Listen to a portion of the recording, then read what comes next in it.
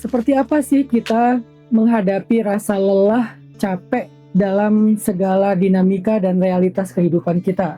Saya pengen baca dulu nih beberapa komen teman-teman di sosial media ya tentang capek sebagai sandwich generation, karena di konten-konten YouTube saya tuh saya bakal lebih banyak merespon komen-komen teman-teman di sosial media.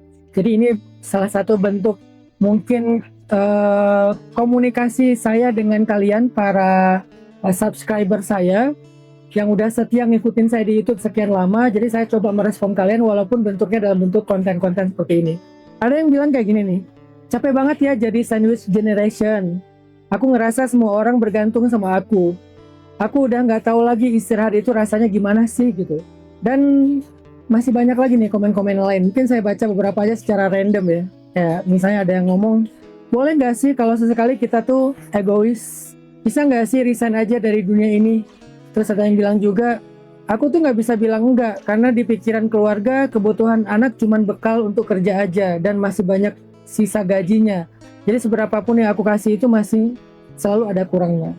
Aku sekarang berada di fase dimana di tempat kerja aku ketawa-ketawa, tapi pas pulang sampai di kontrakan nangis. Terus tiap pulang kerja, tiap malam begadang mikirin diri sendiri, mikirin keluarga, mikirin ini dan itu. 6 bulan lagi mau merit, tapi tabungan selalu kepake sama orang tua. Mau nolak, tapi bapak gua sakit. Dari lulus sampai sekarang udah 5 tahun, udah gak kerja. Dan adek gua masih sekolah SMK. Tapi di sisi lain, gua juga perlu buat kebutuhan gua sendiri. Ini contoh-contoh kasus ya yang muncul di tengah-tengah kehidupan anak muda sekarang yang mulai dewasa dan harus menanggung kondisi realitas-realitas seperti ini. Saya cuma pengen ngomong ke kalian teman-teman, capek itu adalah hal yang normal. Capek itu adalah fitrah manusia. Bahkan kalau kita membaca di dalam Al-Quran nih, ternyata para nabi juga pernah merasa capek. Kita bisa baca di dalam surat Al-Kahfi ya, ketika Nabi Musa melakukan perjalanan bersama muridnya, Nabi Musa bilang kayak gini di Al-Kahfi ayat 62. A'udzubillahi minasyaitonirrajim. Bismillahirrahmanirrahim. فلما جاوزا قال لفتاه آتنا غداءنا لقد لقينا من سفرنا هذا نصبا. Ketika mereka telah berjalan jauh, Musa berkata kepada muridnya, bawalah kemari makanan kita, sungguh kita telah merasa lelah karena perjalanan panjang ini.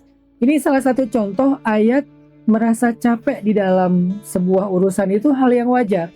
Nabi Musa aja yang terkenal nabi yang sangat kuat, nabi yang sangat tangguh, ternyata beliau capek juga. Bahkan ketika Nabi Musa melakukan perjalanan dari Mesir ke Madian atau dari Kairo ke Yordania, Nabi Musa itu ngadu sama Allah, Rabbi, inni lima anzalta ilayya min khairin fakir. Ya Allah, saya benar-benar fakir, benar-benar butuh kebaikan yang engkau turunkan kepada saya. Artinya, saya tuh udah capek banget dengan perjalanan panjang, saya sekarang lapar, saya nggak punya tempat bernaung, saya nggak punya siapa-siapa.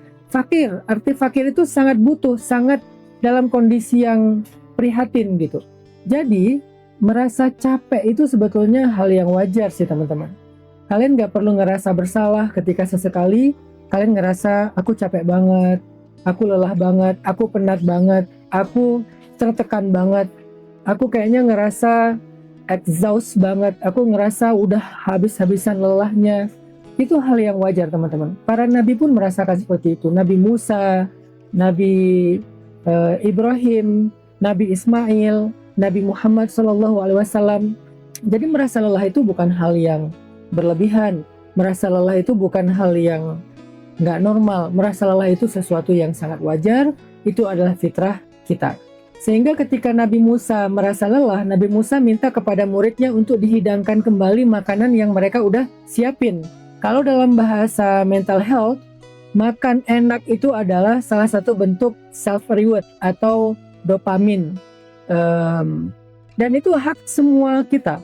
Jadi kalau kita lagi ngerasa lelah, kita punya hak banget untuk memberikan apa yang membuat kita terpenuhi kebutuhannya. Kayak misalnya istirahat, atau makan enak, atau melakukan hal-hal yang bisa ngembaliin mood kita, kayak mood stabilizer, serotonin, atau mungkin mencari sesuatu yang bisa memenuhi kebutuhan emosional kita seperti hormon cinta atau oksitosin, atau bahkan kalau kita ngerasa kayak tersakiti secara mental dengan beban yang diberikan kepada kita, tuntutan yang diberikan kepada kita, sehingga kita butuh painkiller, atau atau kalian kayak pengen menghilangkan rasa sakit yang secara mental itu kalian rasakan gara-gara tuntutan yang berlebihan, gara-gara omongan orang, gara-gara beban yang sangat banyak yang kita sebut dengan painkiller atau endorfin.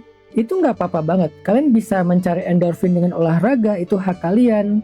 Walaupun olahraga kadang-kadang butuh sedikit modal, kayak misalnya menjalankan hobi, kalian harus bayar lapangan atau patungan sama teman-teman, nggak apa-apa, itu hak kalian.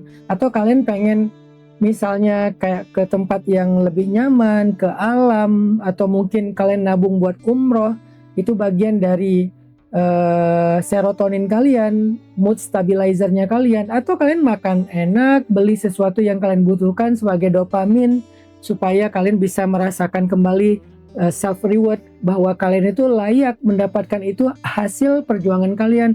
Itu sesuatu yang wajar. Apa dalilnya?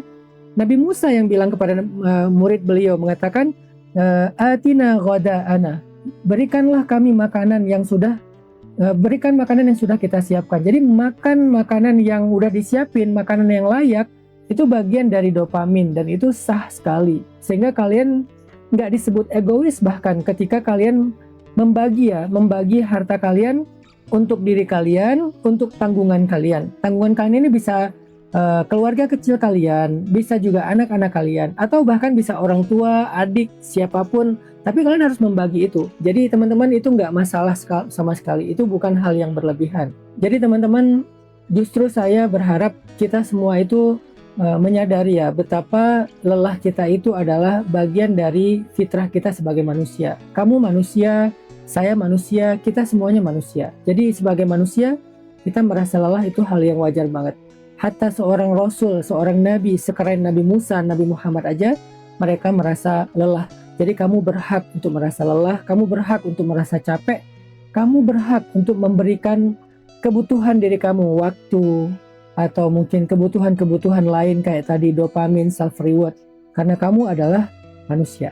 Mungkin sebagian kita berpikir kayak, gimana ya cara kita mau memberikan hak diri kita kalau misalnya tuntutannya aja lebih dari yang kita punya, atau pas-pasan gitu. Jadi uang kalian tuh habis buat orang tua dan buat adik-adik. Jadi kalian nggak punya sisa lagi buat diri kalian sendiri, apalagi buat ditabung. Sebetulnya nggak berlebihan teman-teman kalau kalian mulai memanage keuangan kalian secara proporsional, secara adil ya. Kita nggak boleh juga bersikap zalim sama diri kita sendiri. Kita harus adil sama diri kita sendiri. Dan keadilan itu lebih dekat kepada ketakwaan, kata Allah dalam Al-Quran. I'dilu huwa aqrabu littaqwa. Bersikap adil lah, karena adil itu lebih dekat kepada ketakwaan. Dan ketakwaan itu membuka banyak jalan keluar dan juga rezeki. Makanya kalian nggak boleh zalim juga sama diri kalian sendiri. Wajar sekali kalau kalian membuat manajemen, misalnya ya, ini sederhananya ya, kalian hartanya dibagi 3 misalnya. Sepertiganya buat orang tua, sepertiganya buat adik-adik, sepertiganya buat diri kamu sendiri. Ini kalau misalnya mau dibikin porsinya sama, walaupun konsep keadilan itu bukan berarti sama ya, tapi proporsional. Bisa aja dibagi 4. Seperempatnya buat orang tua, seperempatnya buat adik, 2/4-nya buat diri kamu sendiri, atau setengahnya buat diri kamu sendiri. Dan itu sangat wajar. Artinya kamu nggak egois kok dengan memanage keuangan kamu, dengan memberikan hak buat diri kamu sendiri. Bahkan nanti ketika kamu udah berkeluarga pun kayak gitu. Selain kamu menafkahi istri dan anak-anak, kamu juga butuh biaya untuk dirimu sendiri. Karena saya punya teman, dia pernah curhat kayak gini. Setiap dia dapat gaji, selalu diserahin semuanya buat istrinya. Jadi istrinya yang ngelola keuangan, sehingga dia nggak punya bagian kecuali yang dijatah sama istrinya. Menurut saya sih nggak fair ya, dan itu nggak adil. Karena kamu punya hak buat diri kamu sendiri. Misalnya kamu yang bekerja kan, kamu yang bersusah payah gitu kan, kamu punya hak untuk menguatkan diri kamu dengan dopamin tadi, dengan endorfin tadi, atau dengan kebutuhan-kebutuhan yang lain. Sehingga kamu yang memanage keuangan kamu. Misalnya kamu nyerahin buat istri kamu setengah, terus kamu kelola sendiri seperempatnya lagi mungkin buat orang tua, mertua, adik, atau siapapun yang membutuhkan yang bagian dari beban kamu dalam hidup. itu nggak apa-apa banget teman-teman. Itu nggak zalim, itu nggak berlebihan, bahkan itu udah sangat baik gitu. Walaupun sampai kamu mengelola semua sendiri pun nggak masalah sebetulnya. Tapi ya mungkin ada orang yang dia tuh nggak tega sama pasangannya, sama anak-anaknya, sehingga dia serahin buat istrinya yang ngelola. Tapi jangan sampai kamu menzalimi diri kamu sendiri. Intinya di sini adalah manajemen keuangan secara adil, khususnya adil terhadap diri kamu sendiri. Manajemen waktu secara adil, manajemen emosional secara adil. Kamu nggak boleh hanya nyerahin perhatian kamu kepada tanggungan kamu doang, kepada orang tua kamu perhatian banget, kepada adik kamu perhatian banget, kepada istri dan anak atau suami dan anak kamu perhatian banget. Tapi dirimu sendiri kamu nggak pernah perhatian. Itu nggak adil sama diri kamu sendiri. Waktu juga kayak gitu. Kamu nyerahin waktu buat kerja, buat orang tua, buat adik, buat keluarga. Tapi pertanyaannya, kamu udah punya waktu belum buat diri kamu sendiri? Buat kamu merenung, buat kamu refleksi, buat kamu menyendiri, buat kamu istirahat.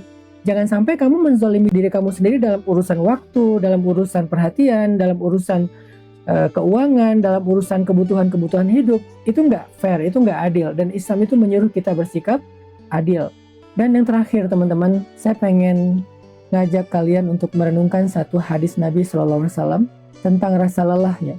Nabi pernah bilang kayak gini, dalam sebuah hadis riwayat Bukhari dan Muslim. Kata Nabi, "Ma yusibul muslim min nasabin wala wasabin wala hammin wala huznin wala adha wala ghammin hatta syaukati yushakuha illa kaffarallahu biha min khatayah."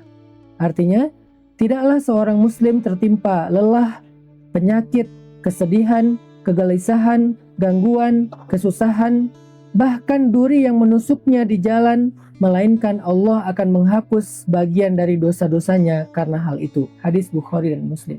Jadi teman-teman, kita hidup di dunia yang pasti merasakan capek.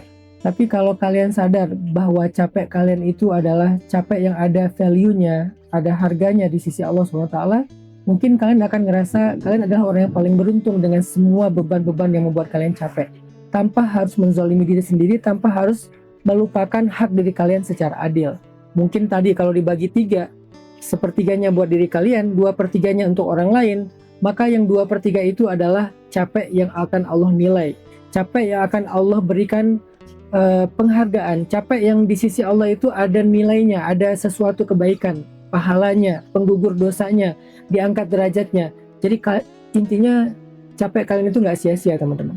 Selama ini kalian udah banyak berkorban, pengorbanan kalian itu nggak akan sia-sia. Dan kata Nabi, tidak ada satupun kebaikan yang sia-sia di sisi Allah, walaupun sekedar tersenyum di wajah saudaramu atau memindahkan duri dari jalan. Jadi kalau kalian udah berkorban sejauh ini, insya Allah kalian orang yang hebat dan kalian orang yang sangat spesial di sisi Allah SWT. Tunggu aja, Allah akan membalas semua lelah dan capek kalian di dunia dan di akhirat. Kalau nggak hari ini, mungkin besok, mungkin tahun depan, dan pasti Allah akan membalas semua itu. Barakallahu fikum.